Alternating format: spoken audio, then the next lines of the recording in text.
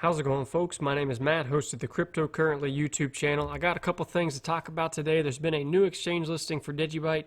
There's a couple other things I wanted to hit on briefly, but the main topic of today's discussion is surrounding Block30 and the announcement that they made yesterday. It's been a long time since we heard anything coming from them, so it was nice to get that update. They've definitely been working very hard behind the scenes, and they definitely have a lot of sweet products coming out in the near future. For those of you that don't know anything about them, I'll provide a link to their website in the description. You can go through it, but they're looking to build, I think, several different applications utilizing blockchain technology. And they originally said they were using the DigiByte blockchain. I haven't heard anything that would suggest otherwise, so that's big for DigiByte because I think Block30 has the potential to kind of be a game changer in the global financial market. Not just necessarily the United States, I mean the entire world. And Brian Foote, he attended the DigiByte Summit, was it 1 year, 2 years ago? And I watched his speech, and he said something that kind of stuck out in my mind. I can't remember the exact phrase he said, but he was saying basically, think of the blockchain as the engine of a car. And there's a lot of different blockchains. There's a lot of projects out there where the outside of the car looks like a Lamborghini, but when you look under the hood, the blockchain itself is terrible. And that's not the case with DigiByte. It may not be as shiny, nice curves on the outside, but when you pop the hood, it's got the engine of a Ferrari behind it because that's how superior DigiByte's blockchain is compared to other blockchains out there on the market. So before we get into the video, let me remind you that this video is sponsored by ChangeAngel.io, the swap exchange for social good. If you're looking for a how-to guide on how to perform your first swap, check the description below. I've got a video that I've created for that.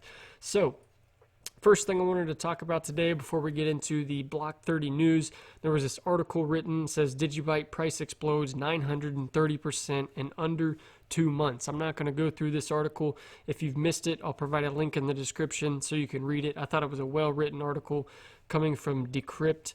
I will hit on these points that they made here. Again, DigiByte has recorded 930% growth against the US dollar in the past 7 weeks. DigiByte's now ranked among the top 30 cryptocurrencies by market cap, and this is all without the exposure afforded by the largest crypto exchange in the world, Binance. And I'll add that it is also without the exposure of Coinbase or Kraken or Gemini.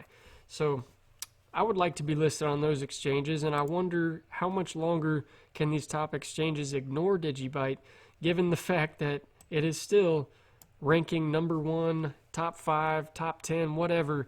It's got the highest social media engagement, and as you can see, 930% growth in the past 7 weeks.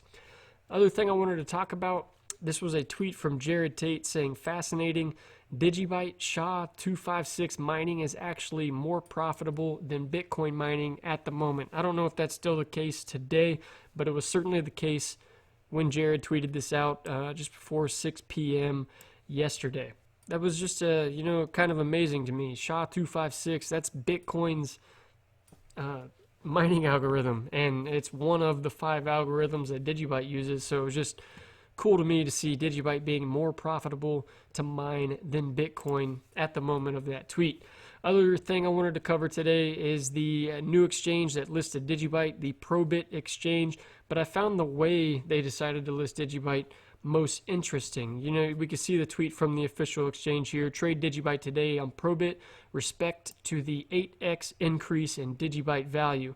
And they were retweeting a tweet from their CEO, and this is what drew him to this is what drew Probit Exchange to list DigiByte. Keep up the good work, DigiByte community. And he was retweeting this tweet from Jared, who kind of had an active day on Twitter yesterday. He said, one more tip for beginners. DigiByte is not a token. DigiByte has been its own independent blockchain and protocol since day one on January 10th, 2014. There was never an ICO or funds raised. It is truly decentralized grassroots cryptocurrency with no central company controlling it. So that tweet alone is what caused Probit to decide to pull the trigger and list DigiByte. Hopefully, more and more exchanges start to list DigiByte. Hopefully some of the top exchanges start to rethink their strategy and decide to list DigiByte as well. But again, as this article pointed out, they were interviewing Rudy Bauman. DigiByte's already got that exposure out there on a global level, being listed on over 120 different exchanges, certainly continuing to grow through the Probit listing. But again, I wouldn't mind being listed on some of the top exchanges out there in the world. So let's get into Block30 Labs and their update that they provided to us yesterday. First update they gave us was coming, or it says HUMBL, and Digital India Payments Ltd, the DIPL, announced a partnership to enter the India market and surrounding countries for peer, merchant, and agent services. So there was a Yahoo Finance article that came out. I'll provide a link to it in the description so you can read through it. I'm not going to go through the entire article, but I will, if I can find them here. It kind of explains what the HUMBL application is.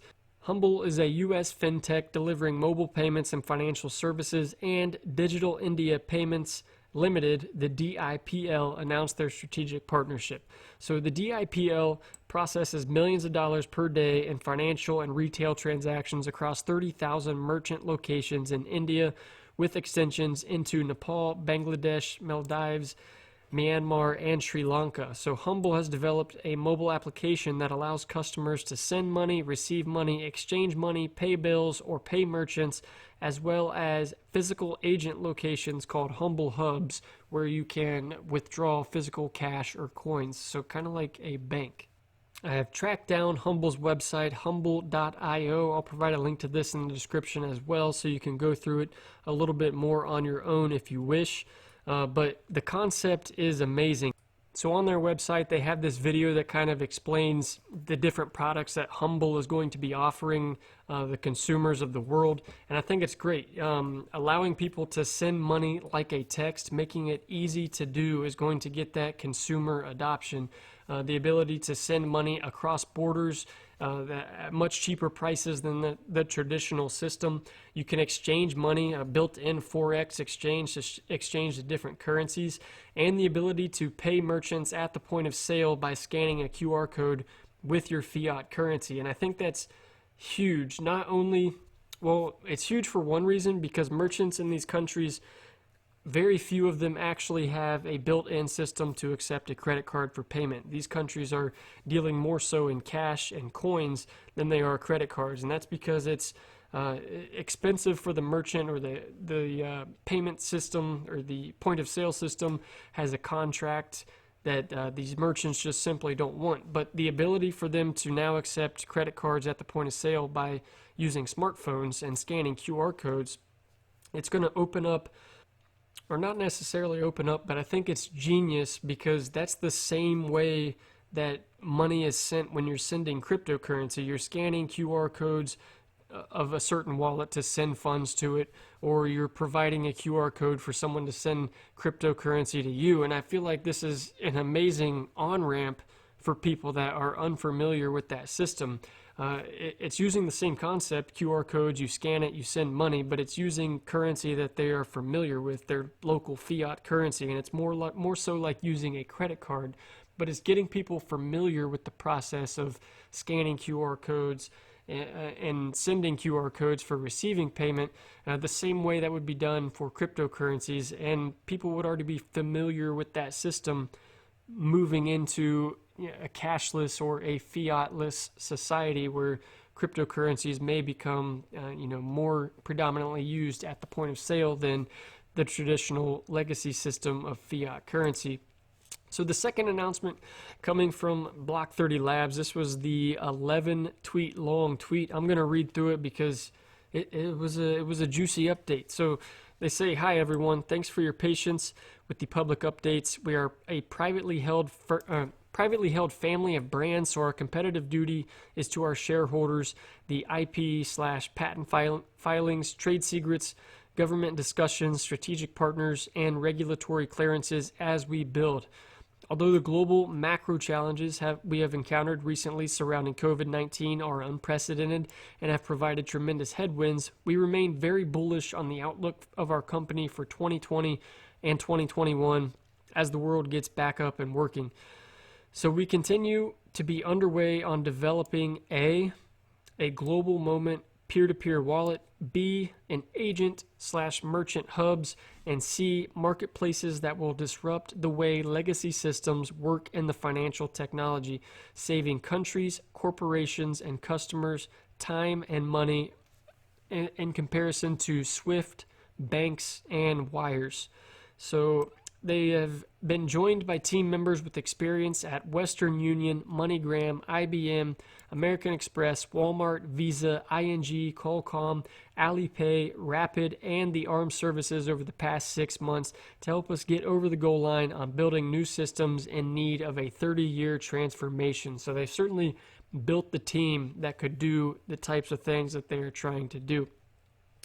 The last 2 quarters also delivered productive, valued conversations with royal families, tribal leaders, democratically elected governments, major financial institutions, corporations, and UN 2030 agenda the need for a more cohesive financial grid to facilitate these objectives. We are purpose-building our global products to deliver A, digital fiat currency, B, fast, low-cost, non-fiat digital assets, C, stable coins, and D, distributed ledger mapping systems that will improve the way people send, receive, and store value. Example, trade, track, and pay. So the cost of setting up brand, team, tech, KYC, AML, compliance, regulatory, licensing, market research, 3P plugins, GTM strategy, strategic partners, channel distribution is high, but it will be worth it in terms of global scalability and mesh networks for GTM. So much of our work is being focused in regions like Latin America, African, Caribbean, Oceania, Asian Pacific, and India, where the government capacity to implement innovative new fintech rails, cashless monetary systems, and supply chains is well understood and vital, meaning our mobile wallet and MAAS/SAAS future technology is not being rolled out for the 385 million people using Apple Pay already, but it's made for the 7.5 billion other people in the world whom money is a very different daily construct across the pyramid. And I think that's why Block30 Labs is going to be huge, in my opinion. They're not going after the 385 million people using Apple Pay. They're not going after the United States or Europe necessarily. They're going after the people that don't have access to these systems, and they're providing them with a better system than what these other 385 million people are already using. It's just opening up economic inclusion for the entire world. So they're building autonomous, decentralized peer-to-peer wallets, merchant as a service rails, and marketplace as a service technologies.